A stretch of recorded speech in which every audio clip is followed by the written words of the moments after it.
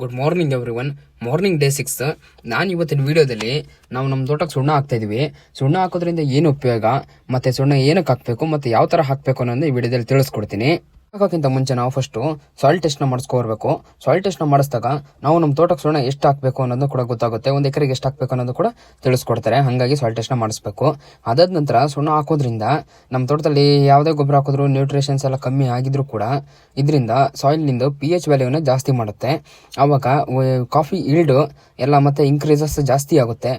ವರ್ಷ ಕೂಡ ಪ್ರತಿ ವರ್ಷ 1-2 ವರ್ಷಕ್ಕೊಂದ್ಸತಿ ಹಾಕ್ತಾ ಇದ್ರೆ ಇಳುವರಿನೂ ಕೂಡ ಚೆನ್ನಾಗಿರುತ್ತೆ, ಮತ್ತು ಕಾಫಿ ಕೂಡ ಚೆನ್ನಾಗಿ ಬಿಡ್ತಾ ಇರುತ್ತೆ.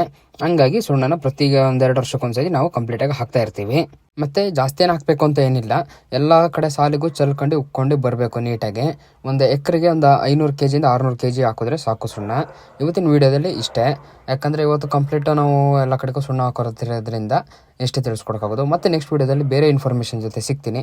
ಅಲ್ಲಿವರೆಗೂ ಪ್ರತಿಯೊಬ್ಬರು ಕೂಡ ಇನ್ನೂ ಯಾರು ನಮ್ಮ ಚಾನಲ್ನ ಫಾಲೋ ಮಾಡ್ಕೊಂಡಿಲ್ಲ ಆದಷ್ಟು ಫಾಲೋ ಮಾಡ್ಕೊಂಡು ಸಪೋರ್ಟ್ ಮಾಡಿ. ಮತ್ತು ನಿಮ್ಮ ಫ್ರೆಂಡ್ಸ್ ಆ್ಯಂಡ್ ಫ್ಯಾಮಿಲಿ ಯಾರು ಕಾಫಿ ಪ್ಲಾಂಟರ್ಸ್ ಇದ್ದರೆ ಅವರೆಲ್ಲರಿಗೂ ಕೂಡ ವಿಡಿಯೋನ ಶೇರ್ ಮಾಡಿ.